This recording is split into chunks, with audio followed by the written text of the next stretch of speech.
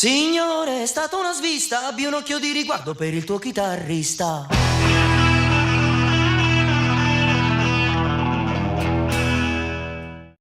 Uno psicanalista su due, non diciamo tutti, ma uno su due ti dice questo con la fattura, senza fattura è quest'altro. Quest'altro. A me questa cosa mi crea un problema nei confronti di una persona alla quale non devo affidare la riparazione di un elettrodomestico, ma devo affidare la mia anima. Uno che evade, a me mi fa un po' impressione, Davide, non riesco, quindi mi impedisce il rapporto di fiducia. Non so come dire, io forse sono troppo moralista, ma sto fatto che evada, io l'ho detto moralista una volta, scusi, io evado, come faccio io a dire tutte queste cose intime?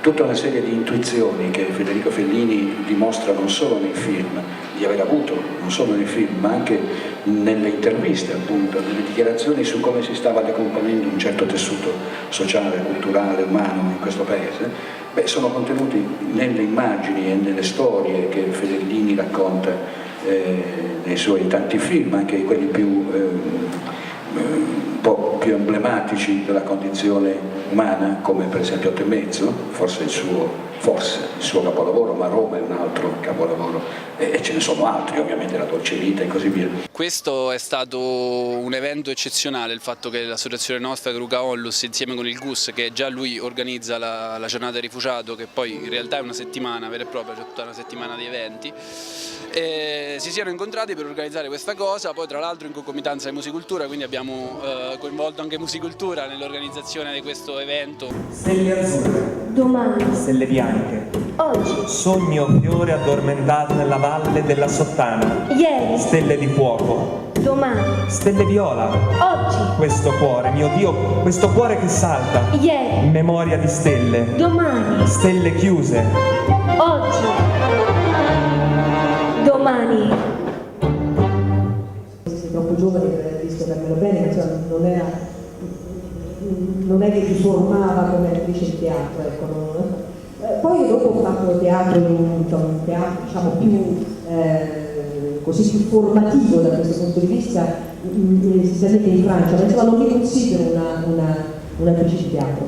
Che non vuol dire che mi piace moltissimo il teatro, vorrei fare di più, però in realtà non l'ho fatto così tanto. Nasce da una volontà di integrazione con i rifugiati e i richiedenti asilo che sono ospiti presso di noi attraverso una cosa che ci accomuna tutti, cioè la passione per il cibo.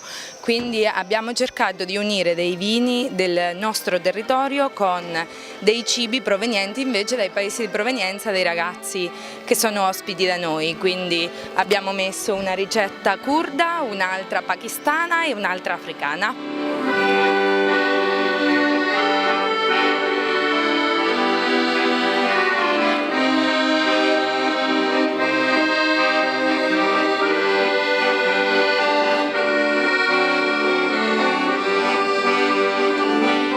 All'inizio degli anni 70 mi presentai a Cinecittà, sul set di Roma, con una lettera di presentazione del mio ex preside del liceo classico Giulio Cesare di Rimini, che era stato suo insegnante di latino. Con questa lettera mi presentai a Federico, la aprì, la lesse, sorrise, se la rimise in tasca e mi disse: di intervista non se ne parla proprio, però se vuole può restare. Anche ora, vedendo questi spezzoni, non dirò quali, ma ci sono diverse scene che mi dicono non avrei dovuto farla così. Forse se ci fossi stata io a riguardarla al monitor l'avrei fatta in un altro modo. Ecco. Quindi ecco, in questo senso Gianni Amelio, che insomma, un regista con cui ho lavorato più di una volta e che è anche un mio grande amico, è venuto ad aiutarmi al montaggio. È stato lì con noi al montaggio diversi giorni, ci ha dato dei consigli d'altronde preziosi e Gianni a un certo punto ha detto: non capisco perché ti fai dirigere dagli altri, dirigiti sempre da solo, sei molto più bravo.